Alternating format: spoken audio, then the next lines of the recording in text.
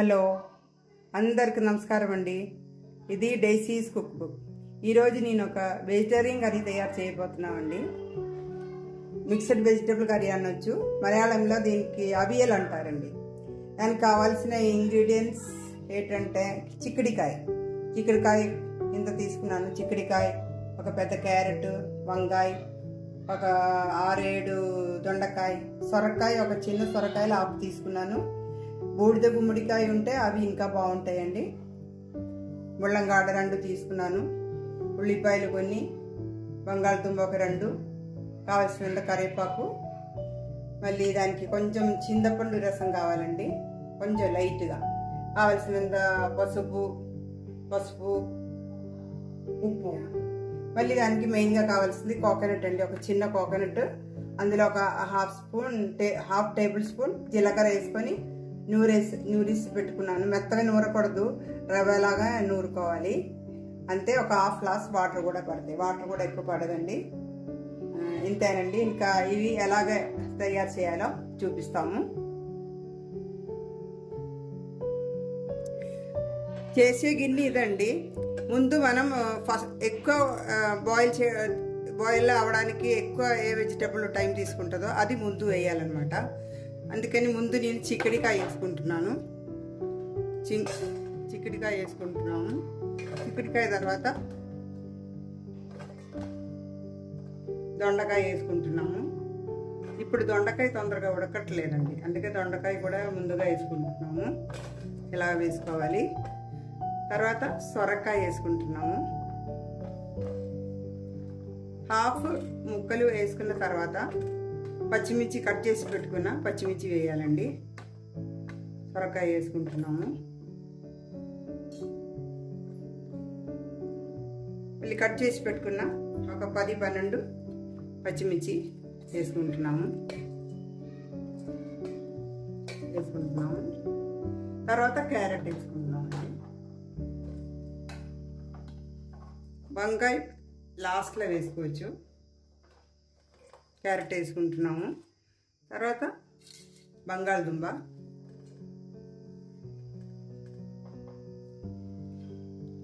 ముళ్ళంకాడ, ఉల్లిపాయలు, లాస్ట్లో వంకాయ వేసుకుంటున్నాము. వంకాయ వేసుకొని మళ్ళీ దానిపైన కొంచెం పసుపు, కావాల్సినంత పసుపు, ఒక చిన్న స్పూన్ పసుపు, కావాల్సినంత ఉప్పు, కల్లుప్పు వేసుకుంటున్నాము. కల్లుప్పే టేస్ట్గా ఉంటుంది. ఇంకా కొంచెం వాటర్ ఎక్కువ పడదు, ఒక హాఫ్ గ్లాస్ వాటర్ పడుతుంది. కోకోనట్ నూరిన వాటర్ వేస్తున్నాను నేను. మళ్ళీ ఈ వెజిటబుల్లోనే వాటర్ వచ్చేస్తుంది, ఒక హాఫ్ గ్లాస్ సరిపోద్ది. ఇప్పుడు స్టవ్ ఆన్ చేద్దామండి.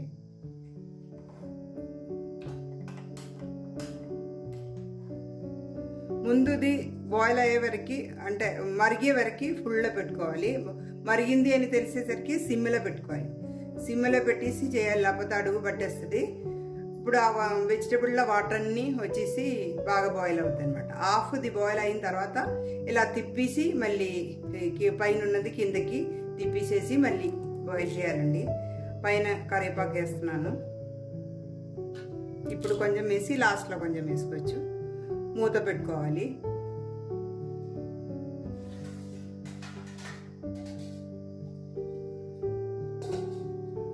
ఇంకా బాయిల్ అవనియండి.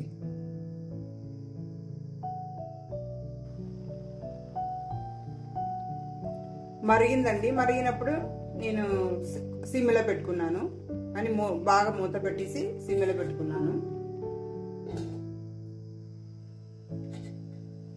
ఇప్పుడు హాఫ్ బాయిల్ అయిందండి. ఇప్పుడు దీన్ని ఇలాగా తిప్పేస్తున్నాను. తిప్పేసి మళ్ళీ మూత పెట్టేస్తున్నాను. ఈ కర్రీకి ఏ వెజిటేబుల్ అయినా వాడచ్చు. కాకరకాయ, గుమ్మడికాయ, కాకరకాయ, బెండకాయ, టమాటా, ఇవి 4 ఐటెం వాడదు. మళ్ళీ మిగిలిన ఏ ఐటమ్ అయినా కాయకూరలైనా వాడుకోవచ్చు. మళ్ళీ దీనికి కోకోనట్ మెయిన్గా కోకోనట్, ఒక కోకోనట్, చిన్న కోకోనట్ వేసుకున్నాను. తాలింపు లేదండి, తాలింపు లేకుండా చేస్తారు. మళ్ళీ పచ్చి కోకోనట్ వేస్తారు లాస్ట్లోని. దీనికి మెయిన్ ఇంగ్రీడియంట్ ఒకటి ఉందండి, కంద దొరకలేదు. కంద ఉంటేనే టేస్ట్ ఇంకా బాగుంటుంది. కంద దొరికితే కంద వేయాలండి. కంద దొరకలేదు, అందుకే వేయలేదు.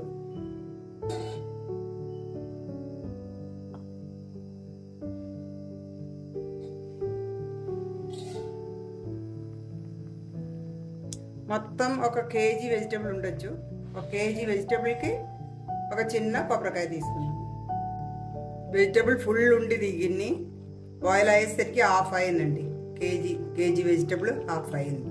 ఇంకా కొంచెం బాయిల్ అవ్వాలి. అప్పుడు కోకోనట్ నూరింది మిక్స్ చేయొచ్చు.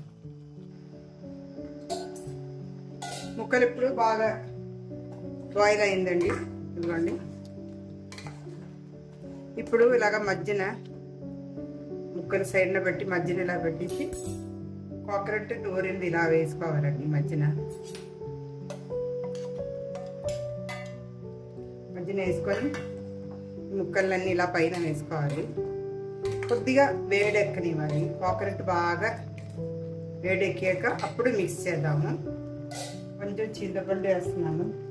పులుపు ఎక్కువ అవసరం లేదు, లైట్ పులుపు చాలు. ఈ చింతపండు కంటే మామిడికాయ బాగుంటాయండి. మామిడికాయ ఉంటే మామిడికాయ వేసుకోండి. మామిడికాయ టేస్టీగా ఉంటుంది. కొంచెం చింతపండు కోసం ఇప్పుడు ఇలాగే మూత పెట్టుకున్నాను. కొంతసేపు అలా ఉంచి ఒక 2 నిమిషాలు ఉంచి మళ్ళీ మిక్స్ చేయాలండి.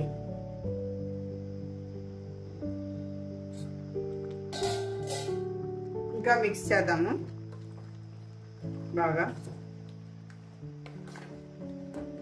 మిక్స్ చేసాక ఒకసారి బాయిల్ అవ్వాలి. కోకోనట్ వేసాక ఎక్కువ బాయిల్ అవ్వకూడదు.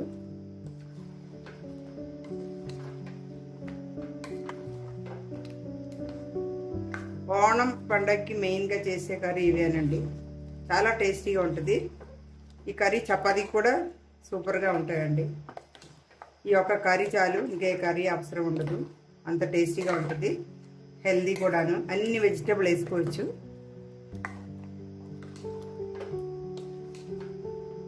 కంద కూడా ఉంటే ఇంకా సూపర్గా ఉంటుంది.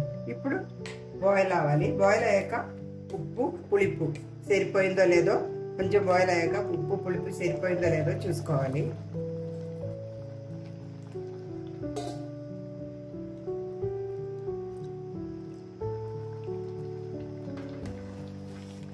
బాయిల్ అయిందండి. ఉప్పు పులుపు కరెక్ట్ సరిపోయింది. 2 టేబుల్ స్పూన్ చింతపండు వేసుకున్నాను అంతే. ఇలాగే ఉంటుంది చిక్కగా. మరీ ఎక్కువ నీళ్ళు ఉండదు. హాఫ్ గ్లాస్ నూనె వాటర్లోనే బాయిల్ చేసాము. చూడండి, ఎక్కువ వాటర్ ఏం లేదు. ఇలాగా కొద్దిగా రైస్లోకి సరిపెట్టుకుంటుగా, సపరేట్గా వాటర్ ఉండదు. ఇంతేనండి, అయిపోయింది. ఇంకా దీనికి లాస్ట్ చేయాల్సింది ఏంటంటే పచ్చి కోకోనట్ ఆయిల్, ఫ్రెష్ పచ్చి కోకోనట్ ఆయిల్ ఒక 2 టేబుల్ స్పూన్ వేసుకోవాలి. ఇదే main ingredient. Coconut oil 2 table spoon వేసుకోవచ్చు. కేరళ నుంచి తెచ్చుకున్నాను. 2 టేబుల్ స్పూన్ సరిపోద్ది. ఇలాగా పచ్చివి వేసుకోవాలి. కొంచెం కరివేపాకు కూడా వేసుకోవాలి. స్టవ్ ఆఫ్ చేయాలండి. బాయిల్ అవ్వకూడదు కోకోనట్ ఆయిల్ వేసాక. అప్పుడు మిక్స్ చేయాలన్నమాట. ఇంతేనండి, చాలా ఈజీ కర్రీ, హెల్దీ కూడాను. అందరూ ట్రై చేయండి. మీకు అందరికి నచ్చినట్లయితే షేర్ చేయండి అందరికీ. అయితే ఇంకొక మంచి కూరతో మీ ముందుకు వచ్చేంత వరకు బాయ్ అండి. బాయ్.